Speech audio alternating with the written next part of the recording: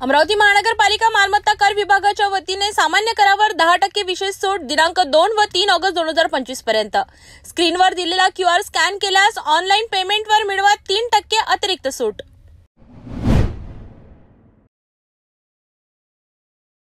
नमस्कार, city news मध्ये आपले स्वागत आहे। आपण बघत आहात दुपारच्या बुलेटिन मध्ये आतापर्यंतच्या बातम्या। आजची सर्वात मोठी आणि धक्कादायक बातमी थेट अमरावतीतून। शहरात पुन्हा एकदा एका महिला पोलीस कर्मचाऱ्यांची हत्या झाल्याने खळबळ उडाली आहे। पोलीस दलात भीतीचं वातावरण आहे आणि पोलीस प्रशासनही हादरलं आहे। फजरपुरा पोलीस स्टेशनमध्ये कार्यरत असलेल्या महिला पोलीस कर्मचारी आशा तायडे यांची त्यांच्या घरातच गळा दाबून हत्या करण्यात आली आहे। या प्रकरणात धक्कादायक माहिती अशी समोर येते आहे की आता पोलिसांनी त्यांच्या पतीलाच अटक केली आहे। काय आहे या हत्येमागचं रहस्य? पोलीस तपास नेमका कोणत्या दिशेने सुरू आहे आणि या हत्येचं खरं कारण काय, जाणून घेऊया सविस्तर रिपोर्टमध्ये।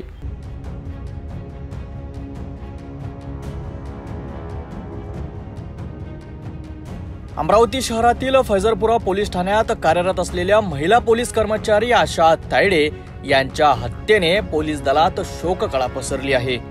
1 ऑगस्ट रोजी संध्याकाळी 7च्या सुमारास 2 नकाबपोश आरोपींनी त्यांच्या घरात घुसून आशा तायडे यांची गळा दाबून निर्गुण हत्या केली। घटनेनंतर तात्काळ तपास सुरू झाला, पण या तपासात एक धक्कादायक वळण आलं आहे। आशा तायडे यांच्या माहेरच्या कुटुंबियांनी दिलेल्या तक्रारीनुसार पोलिसांनी मध्यरात्रीच त्यांच्या पती राहुल तायडे यांना अटक केली आहे। माहितीनुसार आशा आणि राहुल यांच्यात गेल्या काही दिवसांपासून सातत्याने वाद सुरू होते। हे वाद इतके टोकाला गेले की तो यापूर्वीही हे प्रकरण पोलीस ठाण्यापर्यंत पोहोचले होतं। राहुल तायडे हे राज्य राखीव पोलीस दलात कार्यरत आहेत। या दाम्पत्याला 2 लहान मुलं आहेत, मुलगा शौर्य आणि मुलगी रिवा। मुलांच्या डोळ्यासमोर ही घटना घडली की नाही याचा तपास पोलीस करीत आहेत। सध्या तरी हत्येचं नेमकं कारण स्पष्ट झालं नाही, मात्र कौटुंबिक वाद हेच या हत्येमागील प्रमुख कारण असल्याचा पोलिसांचा संशय आहे। पोलिसांनी राहुल तायडे यांना ताब्यात घेऊन त्यांची कसून चौकशी सुरू केली आहे। त्यासोबतच फरार असलेल्या 2 नकाबपोश आरोपींचाही पोलीस युद्धपातळीवर शोध घेत आहेत। शहरात दुसऱ्यांदा एक महिला पोलीस कर्मचाऱ्यांची हत्या झाल्याने कायदा आणि सुव्यवस्थेवर प्रश्नचिन्ह निर्माण झाले आहे। हा होता अमरावतीहून आलेला एक धक्कादायक रिपोर्ट। पोलीस दलातच काम करणाऱ्या एका महिलेची अशा प्रकारे हत्या होणं हे निश्चितच एक गंभीर प्रकरण आहे। पोलीस या प्रकरणाचा सखोल तपास करीत आहेत आणि लवकरच या हत्येमागचं नेमकं सत्य समोर येईल अशी अपेक्षा आहे। एका मोठ्या तलावाची भिंत फुटल्याने परिसरातील शेकडो एकर शेती पाण्याखाली गेली आहे, ज्यामुळे शेतकऱ्यांचे मोठ्या प्रमाणात नुकसान झाले। शेतकऱ्यांनी वेळोवेळी प्रशासनाला या समस्येबद्दल सांगितले होते, पण प्रशासनाने दुर्लक्ष केल्याचा आरोप स्थानिक करीत आहेत। काय आहे हा संपूर्ण प्रकार, पाहूया सविस्तर रिपोर्टमध्ये। भंडारा जिल्ह्यातील साकोली येथे एका तलावाची भिंत फुटल्याने परिसरातील शेतकऱ्यांवर मोठे संकट कोसळले आहे। या घटनेमुळे शेकडो एकर शेतीत पाणी शिरले आहे। शेतकऱ्यांनी नुकतीच केलेली धानाची रोवणी पूर्णपणे पाण्याखाली गेली आहे, ज्यामुळे मोठे आर्थिक नुकसान होण्याचा धोका आहे। स्थानिक शेतकऱ्यांनी सांगितले आहे की त्यांनी प्रशासनाला या तलावाच्या दुरवस्थेबद्दल अनेक वेळा विनंती केली होती, परंतु प्रशासनाने त्यांच्या मागणीकडे दुर्लक्ष केलेत। यामुळेच ही परिस्थिती उद्भवली आहे। तलावाची भिंत फुटल्याची माहिती मिळताच परिसरातील नागरिकांनी घटनास्थळी मोठी गर्दी केली होती। पाण्याचा प्रवाह इतका जास्त होता की साकोली ते सानगडी हा महत्त्वाचा महामार्ग तब्बल 4 तास बंद पडला होता। यामुळे वाहतूक पूर्णपणे ठप्प झाली होती। सध्या शेतकरी प्रचंड संताप व्यक्त करत आहेत आणि प्रशासनाकडून मदतीची मागणी करीत आहेत। अशा परिस्थितीत शेतकऱ्यांचे झालेले नुकसान भरून काढण्यासाठी प्रशासनाने तातडीने पावले उचलणे आवश्यक आहे। या घटनेमुळे पुन्हा एकदा प्रशासनाच्या निष्काळजीपणाचा मुद्दा ऐरणीवर आहे। आता हे पाहणे महत्त्वाचे ठरेल की सरकार या शेतकऱ्यांच्या मदतीसाठी काय उपाययोजना करतं। आज पुन्हा एकदा विदर्भातल्या शेतकरी आत्महत्येची एक हृदयद्रावक घटना समोर आली आहे। अमरावती जिल्ह्यातील मोर्शी तालुक्यातून ही बातमी येत आहे। कर्जाच्या विळख्यात सापडलेल्या एका 60 वर्षीय शेतकऱ्याने आपली जीवनयात्रा संपवली आहे। या घटनेने संपूर्ण परिसरात शोककळा पसरली आहे. पाहूया सविस्तर रिपोर्ट. अमरावती जिल्ह्यातील मोर्शी तालुक्यात शेतकऱ्यांच्या आत्महत्याचं सत्र सुरूच असल्याचं पुन्हा एकदा समोर आलं आहे. ब्राह्मणवाडा दिवे येथील 60 वर्षीय शेतकरी श्रीधर दिगंबर दिवे यांनी कर्जाच्या मानसिक दबावाखाली आत्महत्या केली आहे. श्रीधर दिवे यांनी शेती आणि घरासाठी सुमारे 5 लाख रुपयांचे कर्ज घेतले होते. यंदाच्या खरीप हंगामात त्यांनी मोठ्या आशेने कपाशीची पेरणी केली, परंतु कीटकनाशकांचा अपेक्षित परिणाम न झाल्याने पीक नष्ट झालेत. यामुळे कर्ज फेडण्याची आशा संपल्याने त्यांनी टोकाचे पाऊल उचललेत आणि आपली जीवनयात्रा संपवली. या घटनेने गावात आणि परिसरात मोठा धक्का बसला आहे. ग्रामस्थांनी या घटनेबद्दल तीव्र दुःख व्यक्त केले आहे. शेतकऱ्यांच्या या दुर्दशेला सरकारची उदासीनता आणि अपुरी धोरणे जबाबदार असल्याचा आरोप ग्रामस्थ करीत आहे.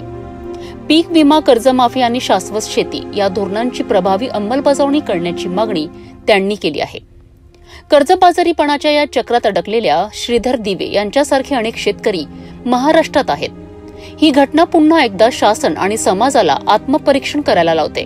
शेतकऱ्यांच्या व्यथांना दाद कधी मिळणार हा प्रश्न आजही अनुत्तरित आहे. श्रीधर दिवे यांची ही आत्महत्या केवळ एका कुटुंबाची शोकांतिका नसून ती राज्यातील शेतकरी वर्गाच्या वेदनांची एक भयान कहाणी आहे. यावर सरकारने गांभीर्याने विचार करून ठोस उपाययोजना करणे गरजेचे आहे, अन्यथा अशा हृदयद्रावक घटना थांबणार नाहीत. नांदेड जिल्ह्याच्या कंधार येथील ग्रामीण रुग्णालयातून एक धक्कादायक आणि लाजिरवाणी घटना समोर आली आहे. रुग्णांना उपचार देणाऱ्या याच रुग्णालयात रुग्णाच्या अंगावर उंदीर फिरत असल्याचा प्रकार उघडकीस आला आहे. या गंभीर घटनेने संपूर्ण आरोग्य यंत्रणेवर प्रश्नचिन्ह निर्माण झालेत.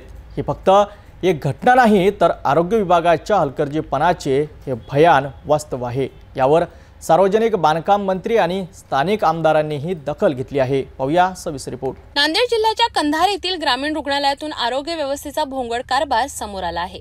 येथे उपचार घेत असलेल्या एका महिला रुग्णाच्या अंगावर चक्क उंदीर फिरत असल्याचा व्हिडिओ सोशल मीडियावर व्हायरल झाला. या घटनेने आरोग्य विभागात खळबळ उडाली. या प्रकरणाची गंभीर दखल सार्वजनिक बांधकाम मंत्री शिवेंद्रराजे भोसले यांनी घेतली.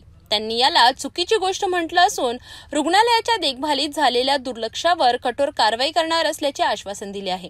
याचं काय ऑडिट आपण करणार का? आता कसं आहे, मेंटेनन्स PWD कडं सरकारी इमारतीचा असतोय, बरोबर आहे, आणि आपण म्हणतोय त्याप्रमाणे रुग्णालय वगैरे याचा मेंटेनन्स का केला गेला नाही. आता AC साहेबांचं लगेच रुग्णांच्या जीविताशी जर असं येत असलं तर ही 100% चुकीची गोष्ट आहे आणि याच्यामध्ये सुधारणा झाली पाहिजे.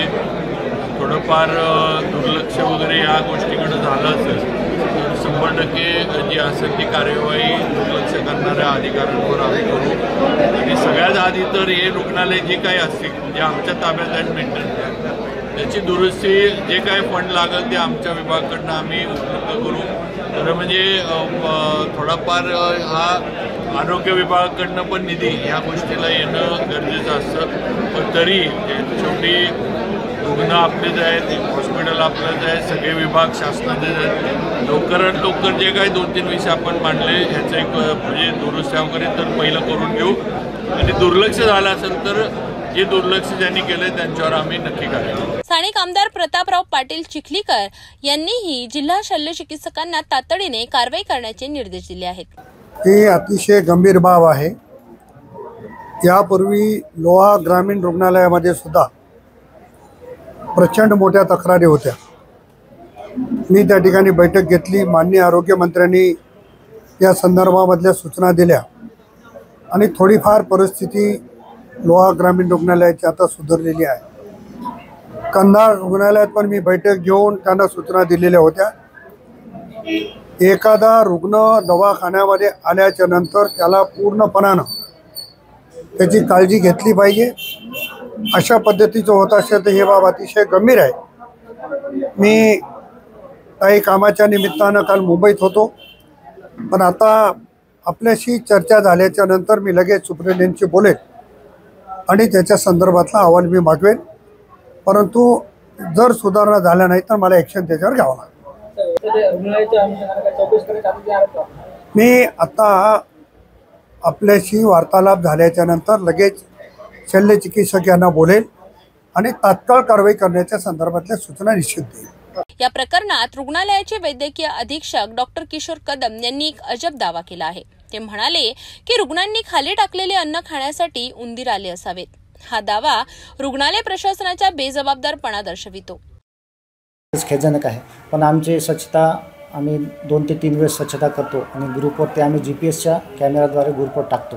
स्वच्छता कर्मचारी पण ते पूर्ण लक्ष देऊन करतात, पण काही वेळेस रुग्णांकडून अन्नपदार्थ खाली सांडल्या जातात आणि ते खाण्यासाठी उंदीर आले असण्याची शक्यता आहे. उंदरासोबतच चुचुंदरी पण असतो, ती चुचुंदरी चावते आणि विषारी असते. तर अशी चर्चा आहे की त्या पेशंटला चावलाय उंदीर. नाही, चावलेला काहीही नाही, फक्त तो अंगावर तो थोडासा चालला आणि त्याच्यानंतर तो उंदीर गेलेला आहे. चावण्याची घटना अजून तरी घडलेली नाही. आम्ही स्वच्छतेसाठी आणि इमारत खूप जुनी झाल्यामुळे त्याच्या दुरुस्तीसाठी आम्ही बांधकाम विभागाला 1 महिन्यापूर्वी पत्रव्यवहार केला होता. काय उत्तर काय अजून काही आलेलं नाही. आता उंदरासाठी काय आम्ही आता ट्रॅप ठेवलेले आहेत आणि स्टिकिंग पॅड पण ठेवलेले आहेत आणि स्वच्छता आमची अजून जोमानं चालू झालेली आहे. सर्व स्वच्छता कर्मचाऱ्यांना योग्य त्या सूचना दिलेल्या आहेत आणि रुग्णांना पण आम्ही अन्नपदार्थ खाली न टाकण्याविषयी सूचना केलेल्या आहेत. उपचार घेत असलेल्या शायनाज बानू नावाच्या महिला रुग्णाने सांगितले की उंदीर येऊन चावतात, त्यामुळे रुग्णालयाने याकडे लक्ष द्यावे. या घटनेनंतर रुग्ण आणि त्यांच्या नातेवाईकांनी रुग्णालयातून उंदरांचा बंदोबस्त करण्याची मागणी केली आहे. सगळं हे स्वच्छता पाहिजे.